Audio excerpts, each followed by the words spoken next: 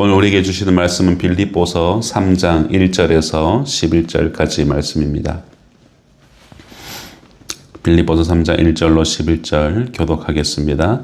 끝으로 나의 형제들아 주 안에서 기뻐하라. 너에게 같은 말을 쓰는 것이 내게는 수고로움이 없고 너에게는 안전하니라. 그들을 상가고 허락하는 자들을 상가고 몸을 상해하는 일을 상하라. 하나님의 성령으로 봉사하며 그리스도 예수로 자랑하고 육체를 신뢰하지 아니하는 우리가 곧 할례파라. 나도 육체를 신뢰하는 아니 누구든지 하나님과 육체를 신뢰할 것이 있는 것이다. 나는 더욱 그러하니 나는 8일 만에 할례를 받고 이스라엘 족속이요 베냐민 지파요 히브리인 중에 히브리인이요 율법으로는 바리새인이요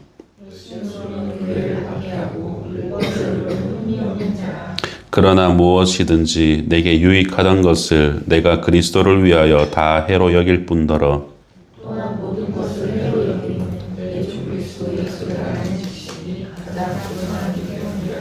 내가 그를 위하여 모든 것을 잃어버려 그 안에서 발견되려 함이니 내가 가진 의는 율법에서 난 것이 아니요 오직 그리스도를 믿음으로 말미암은 것이니 곧 믿음으로 하나님께로부터 난 의라. 내가 그리스도와 그 부활의 권능과 그 공간에 참여하고자 하여 그의 죽으심을 본받아. 함께 읽겠습니다. 어떻게 해서든지 죽은 자 가운데서 부활에 이르려 하노니. 아멘. 사도 바울이 로마에서 가택연금된 상태에서 이 빌립보를 작성할 때에 빌립보 교회 성도들은 여러 가지 내외부적인 그런 위협을 받고 있었습니다. 그중 오늘 본문은 중점적으로 이 유대주의자들에 대해서 경계하라라는 권면으로 시작하고 있습니다. 오늘 본문의 시작은 앞서 말하던 주제를 정리하고 이제 교회를 대적하는 자들에 대해서 다음과 같이 설명하면서 시작합니다. 2절 말씀에 개들을 삼가고 행악하는 자들을 삼가고 몸을 상해하는 일을 삼가라. 여기서 삼가라라는 표현을 3번을 사용합니다. 우리말 삼가라라는 이 동사는 언행을 조심하라라는 그런 의미죠. 그런데 헬라어를 보게 되면은 여기에 쓰여진 동사가 블레포라는 동사를 사용하고 있습니다. 이 블레포라는 동사는 behold, perceive와 같은 주의해서 관찰하여 보는 것의 의미를 많이 가지고 있죠. 그렇게 3번씩이나 반복하면서까지 강조했던 그 대상자들은 바로 개들, 행악하는 자들, 몸을 상하게 하는 자들이라는 것으로 표현되고 있습니다. 이 3가지 표현은 한 부류의 사람을 지칭하는데 그것이 바로 유대주의자들이었습니다. 유대주의자들은 행위와 의식 등의 형식을 통해서 의로워질 수 있다라고 가르치는 교회 안에 있었던 이단자들이었습니다. 바울은 먼저 이들을 개라고 표현했습니다. 오늘날 우리 인식 가운데 있는 훈련되어져 있는 사람의 손을 탄 그런 반려견을 의미하지 않고 그저 야생성을 지닌 사납고 위험한 개를 말합니다. 다음으로는 행악한 자들이라고 표현합니다. 행악하는 자들은 문자 그대로 악을 행하여 사람들에게 피해를 주는 자들이다라는 것이죠. 그 다음으로 3번째로 표현하고 있는 이 몸을 상해하는 사람들, 이 표현이 약간 해석이 필요합니다. 예전 개역 한글 성경을 포함해서 많은 한글 성경들이 이 사람들을 손할례당이라는 표현을 썼습니다. 이 손할례당이라는 말은 할례의 진정한 의미보다는 성기의 포피를 자르는 그 행위 자체에 의미를 부여하고 할례를 행한 자만이 하나님의 백성이다라고 주장하는 자들이 바로 손할례당이라고 우리말로는 그렇게 표현하고 있었습니다. 바울은 그런 유대주의자들은 그저 몸을 상해하는 사람들일 뿐이다라는 것을 말하고 있는 것이죠. 그러면서 이어지는 3절에서는 진정한 할례파, 진정한 하나님의 백성이 누구인가를 바울은 피력합니다. 3절입니다. 같이 읽겠습니다. 시작. 하나님의 성령으로 봉사하며 그리스도 예수로 자랑하고 육체를 신뢰하지 아니하는 우리가 곧 할례파라 라고 말하죠. 어떤 사람이라고 말합니까? 누가 하나님의 백성입니까? 첫째로는 하나님의 성령으로 봉사하는 자들이다라고 말하고 있죠. 여기서 말하는 봉사라는 단어는 우리가 흔히 이 사람들에게 이제 섬기는 봉사의 의미의 디아코니아가 아니라 예배 가운데 섬기는 월십하는 뜻의 라트리오라는 단어를 사용하고 있습니다. 교회를 위해서 봉사할 때 성령님의 인도하심을 따라 섬기고 예배 드리는 사람이 진정한 하나님의 백성이다라고 말하고 있습니다. 두 번째로는 그리스도 예수를 자랑하는 사람이다라고 말하고 있습니다. 이는 그리스도 예수 안에서 자랑하는 사람을 말하죠.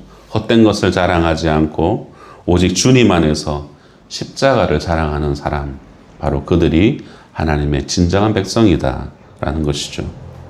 셋째로는 육체를 신뢰하지 않는 사람이라고 말합니다. 여기서 육체란 혈통, 가문, 재능, 지식, 그리고 육체의 할례 등을 포함한 예수님이 배제된 삶의 모든 행태, 그것을 뜻하는 것이 바로 육체인 것이죠. 바로 이런 것을 신뢰하지 않는 사람이 진정한 하나님의 백성이다라는 것이죠. 성도 여러분, 진정한 할례는 마음의 하라라는 것이 구약과 신약을 관통하는 일관적인 가르침입니다. 영과 진리로 예배하고 오직 예수 그리스도 안에서 자랑하고 나의 지식과 경험과 재능에 도취되지 않는 성도가 하나님의 백성이다라는 것입니다. 그러면서 사도 바울은 자신의 이력을 부연하면서 추가적으로 설명하죠. 4절에서 6절. 그러나 나도 육체를 신뢰할 만하며 만일 누구든지 다른 이가 육체를 신뢰할 것이 있는 줄로 생각하면 나는 더욱 그러하리니 나는 8일 만에 할례를 받고 이스라엘 족속이요 베냐민 지파요 히브리인 중에 히브리인이요 율법으로는 바리새인이요 열심으로는 교회를 박해하고 율법의 의로는 흠이 없는 자다라고 자신을 설명합니다. 바울은 자신의 육체를 자랑하려고 한다면 주변에는 그 어떤 유대인들보다도 자랑할 것이 많은 그런 사람이었지만 그는 육체를 자랑하지 않는 사람이었던 것이죠. 바울이 이 4절에서 6절에 자기의 이력을 통하여서 무엇을 말하고자 하였는가 하면 바로 이 유대주의자들의 어리석음을 통렬히 비판하고 있는 것입니다. 성도 여러분, 다메섹에서 예수님을 만나기 전에 이 바울이 교회를 박해했던 이유가 무엇인가요? 자신이 믿고 있었던, 평생 믿으며 살아왔던 그 율법과 전통의 이 교회, 예수라는 작자가 가르치는 이 기독교가 잘못되었다라고, 자신의 배워왔던 율법과 전통에 위배된다라고 생각했기 때문에 그는 이 기독교를 박멸하려고 했던 것입니다. 유대인들의 관점에서 율법의 의라는 것은 율법을 지킴으로써 평가되었던 의로움이었습니다. 얼마나 율법을 잘 지켰는가, 이것으로 평가되었던 것이죠. 바울이 여기에 흠이 없었다라는 것은 바울이 율법을 그 누구보다도 철저하게 지켰다라는 뜻이죠. 이처럼 지금까지 말한 바울의 자랑은 오직 율법주의자들, 유대주의자들의 어리석음을 말하기 위함입니다. 그렇다면 실제로는 바울은 자신의 육체의 자랑에 대해서 어떻게 생각하고 있었을까요? 7절 말씀. 그러나 내게 무엇이든지 내게 유익하던 것을 내가 그리스도를 위하여 다 해로 여길 뿐이다 라고 말합니다. 바울은 유대주의자들의 관점에서 그 유익하던 것들, 그것들을 예수님을 만난 이후로부터는 다 해로 여겼다라고 말합니다. 바울이 이를 해로 여긴 이유는 복음을 전할 때 이 육체의 자랑이 도움이 되지 않는다라는 믿음 때문이었습니다. 사랑하는 성도 여러분, 우리가 주의 몸된 교회를 위해서 살아갈 때에 과거 이력이나 나의 지금 현재의 지위나 소유나 재능, 이런 것들이 무작정 다 해가 된다라는 그런 말이 아닙니다. 그 안에서 예수가 배제되고 그것을 자랑하는 것이 해가 된다라는 것입니다. 이러한 바울의 관점이 오늘날 교회를 섬기는 모든 이들의 가치관이 되어야 합니다. 우리의 일상의 대화에서 은연중에 튀어나오는 자기 유익에 대한 자랑이 바로 공동체에는 해가 될 수도 있다라는 것을 우리는 항상 유념하고 견지해야 합니다. 바울은 이어서 자신의 자랑거리를 해로 여기는 또 다른 이유를 덧붙여서 알려주죠. 8절에서 9절 말씀 같이 읽어보겠습니다. 8, 9절입니다. 시작. 또한 모든 것을 해로 여김은 내 주 그리스도 예수를 아는 지식이 가장 고상하기 때문이라. 내가 그를 위하여 모든 것을 잃어버리고 배설물로 여김은 그리스도를 얻고 그 안에서 발견되려 함이니 내가 가진 의는 율법에서 난 것이 아니요 오직 그리스도를 믿음으로 말미암는 것이요 곧 믿음으로 하나님께로부터 난 의라. 아멘. 바울이 예수님을 만나 예수님을 인격적으로 알게 되니 과거에 자신이 가지고 있었던 그런 지식과 경험, 지위와 경력 이런 모든 것들이 아무것도 아니다라는 것을 깨닫게 되었습니다. 바울은 예수님을 아는 지식이 이 세상의 어떤 것보다도 비교할 수 없을 정도로 고차원적인, 고지식하다. 그리고 은혜롭기 때문에 이전에 이것은 다 해로 여기는 것이 마땅하다라고 그렇게 말하고 있는 것이죠. 성도 여러분, 우리는 어떻습니까? 내가 쌓은 금자탑이 현재 신앙생활에 전혀 도움이 되지 않고 오히려 해가 될지도 모른다라는 생각을 해보신 적은 없으신가요? 바울은 주님을 위해서 과거 자신이 추구하며 가졌던 모든 것을 배설물로 여겼습니다. 배설물을 자기 옆에 두는 사람은 없죠. 멀리합니다. 아무 가치 없는 것으로 여깁니다. 만약 우리가 자신의 지식과 경험과 지위와 경력, 심지어 내가 가지고 있는 모든 물질이 예수 그리스도를 아는 것보다 앞서 있다면 여러분 우리는 여전히 배설물을 끌어안고 사는 것입니다. 내 삶에서 나를 편안하게 해주는 모든 것들 때문에 예수 그리스도를 아는 것에 방해를 받는다면 여러분 그것은 다 배설물입니다. 우리는 어쩌면 그것을 과감히 버릴 수 있어야 합니다. 만약 우리가 예수 그리스도를 주로 고백하는 하나님의 백성임에도 불구하고 여전히 배설물을 끌어안고 살고 있다면 어쩌면 하나님은 우리를 불쌍히 여겨주셔서 그 배설물을 직접 치워주실 수도 있습니다. 그때 우리는 그 배설물을 한 움큼이라도 더 치워보려고 안간힘을 쓸지도 모릅니다.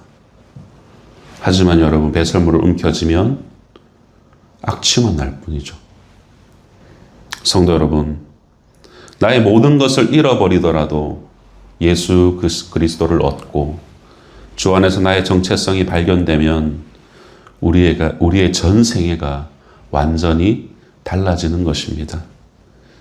유대주의자들이 말하는 행위 구원이 우리 안에 1말이라도 남아있다면 여러분 우리는 사도 바울이 말하는 이진득이를 전혀 모르는 유대주의자들과 그저 똑같을 따름입니다.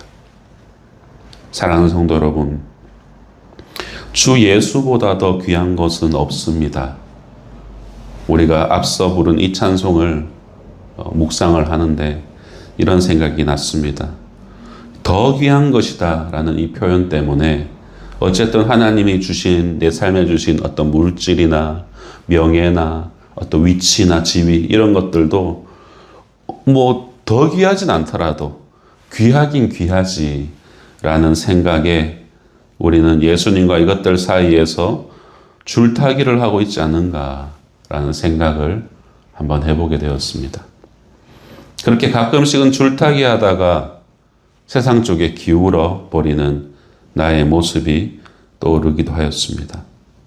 그러면서 마태복음 6장 33절 말씀을 생각하게 되었습니다. 그런즉 너희는 먼저 그의 나라와 그의 의를 구하라. 그리하면 이 모든 것을 너희에게 더하시리라. 오직 예수라는 단어가 떠올랐습니다. 날마다 우리가 외쳐야 될 구호, 오직 예수. 비교되어져야 될 어떤 대상이 있는 것이 아니라 오직 예수. 예수 하나밖에, 이 말이 떠올랐다는 것입니다.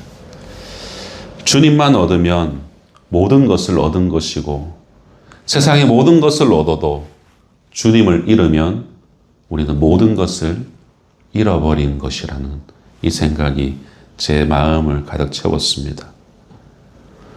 왕관의 보석 같은 성도 여러분, 말씀을 맺겠습니다. 오늘 본문 끝에서 사도 바울은 주님을 안다는 것이 무엇인지 세 가지로 요약합니다. 고난에 참여하고 죽으심을 본받고 부활에 이르게 되는 것까지를 알다의 의미로 그는 확장하고 있습니다. 저와 여러분은 우리 주님을 정말로 잘 알고 있으신가요? 주님이 나를 위해서 속죄하기 위해서 당신의 고난에 우리가 참여하고 있습니까? 그의 십자가의 죽으심을 본받아서 나를 위해 죽으신 주님 따라 우리도 주를 위해서 죽을 수 있습니까? 죽음으로 끝나지 않고 다시 살아나게 될 이 부활에 이르게 될 것을 저와 여러분 온전히 믿고 있습니까? 그렇다면 우리는 주님을 알고 있는 것입니다. 주님을 아는 만큼 여러분 우리는 믿을 수 있는 것입니다. 오직 나의 구주 예수 그리스도를 오늘 하루도 더 깊이 알아가는 그런 복된 한 날 되시기를 주님의 이름으로 축원합니다.